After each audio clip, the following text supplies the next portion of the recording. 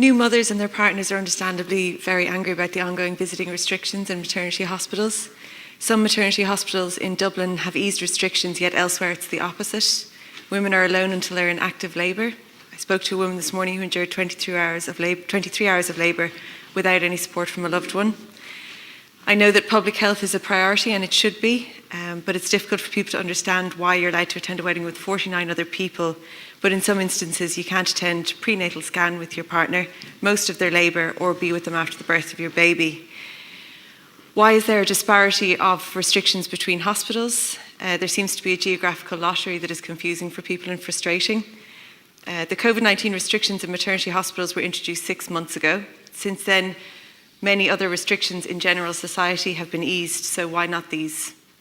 They clearly need to be revised as a matter of urgency. Inconsistent practices in maternity hospitals adds to the general confusion among the public. We need coherent guidelines that are supported by clear rationale and shared evidence.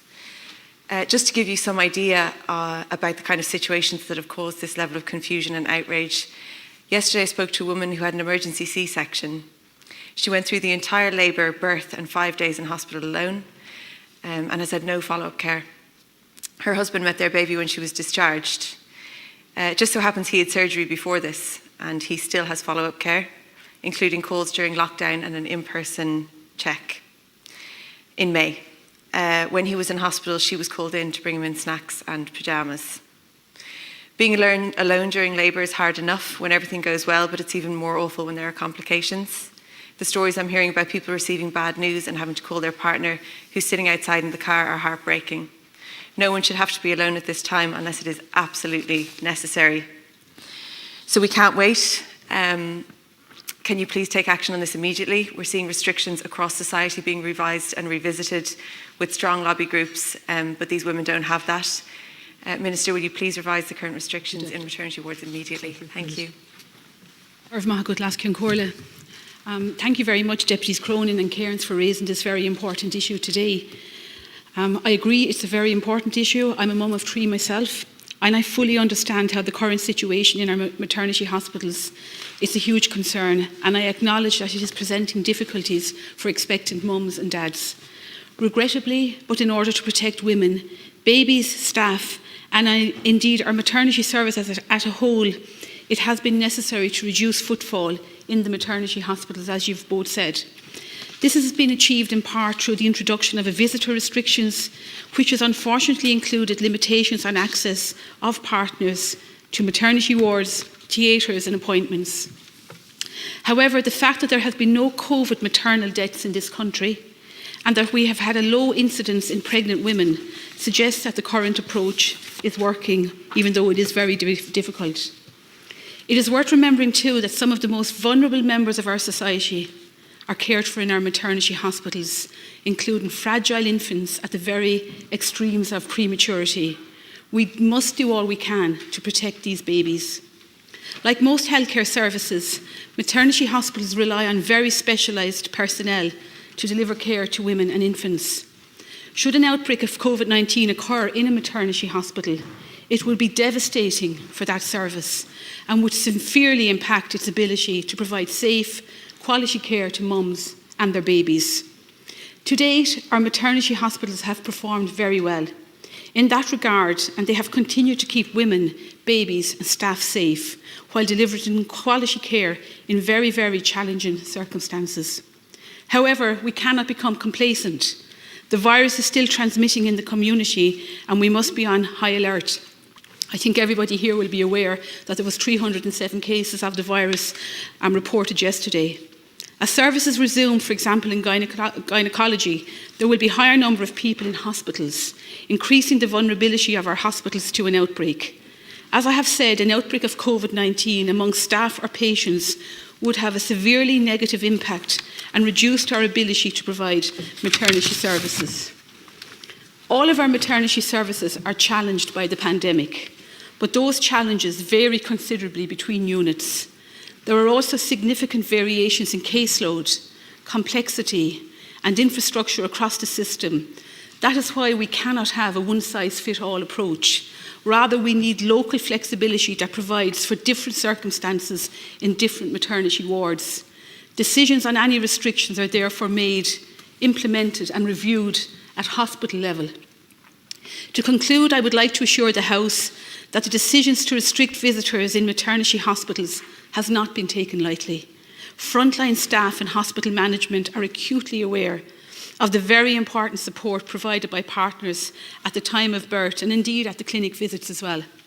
I have been assured that maternity hospitals wish to facilitate this support as far as possible, and in that context, visitor restrictions have been minimised as much as possible and are reviewed on a frequent basis. Thank you, Minister. Yeah, thank you. I completely understand what you're saying in terms of having to necessarily reduce the footfall, but respectfully, that's not the question that we're asking. We understand that, and so do all of the mothers who've been in touch with us. Trust me, that really isn't the point. If, like you say, there's different circumstances for different hospitals, what people actually need to accept and understand that is the reason why. So, like I said, across society we've seen so many sectors being revised and the restrictions being eased. But has this been revised, or are hospitals making it up as they go along, or not making it up? But we need transparency for the reasons for this. Do you know? Every other part of society, we're seeing so much reopen, and then women are still alone during this time. If that's the case, and if it's necessary, we just need to see why that is the case. And for clarity, will you have an actual review of the maternity wards to see what the situation is there? Can the restrictions be eased? And can you do it immediately before any other women have to go through this? Cian Corla. I think we cannot forget that the virus is still with us. As I said, 307 cases yesterday. We must remain vigilant. Failing to do so will increase the exposure of our hospitals to an outbreak and ultimately increase the risk to service users and staff alike. Should an outbreak occur in one of our maternity hospitals, I believe it would negatively impact on our ability to provide safe, quality care to mums and babies. It is important we do everything in our power to protect mothers, babies and staff. Our maternity hospitals have been so successful so far in doing so, and the fact that there has been no COVID maternal deaths in this country and that we have a low incidence in pregnant women is testament to this. Now, I do accept what you have said, that you can't have a one-size-fits-all approach, and I understand that no two pregnancies are the same either, and I do accept that. But the visitor restrictions have helped to protect our maternity service. And I fully acknowledge the wonderful support that partners provide during labour. Our frontline staff are aware of that too, and so we're ensuring that restrictions are minimised as far as possible. I can assure both deputies that these restrictions are reviewed on a frequent basis and will be lifted as soon as hospitals believe it is safe to do so. I will actually bring your concerns to the Minister, Minister Donnelly, and the fact that you have looked for a review of these maternity restrictions. I will certainly bring that to him. But if I could just say, because I was looking at the list I got before I came down here to answer the question, and of the 19 different hospitals, that I was given, for example, University Hospital Galway, partners permitted with mothers in labour ward or in theatre if it's a C-section. Mayo University Hospital, partners permitted to attend with mothers in labour. It varies. I was looking at my own one, for example, University Hospital Waterford. The birthing partner can attend as soon as the mother is in established labour. So I suppose one of you referred there to 23 hours, so I can understand where you're coming from. But I will bring your concerns back to the Minister. But just to say once again, these restrictions on visitations are put in place purely to protect the mother and the baby. Or Mahagul. You'd like to come back in, but I'm afraid I have to move on to topic of the issue 3 in the names of Deputies Gerard Nash and Imelda Munster. So it's two.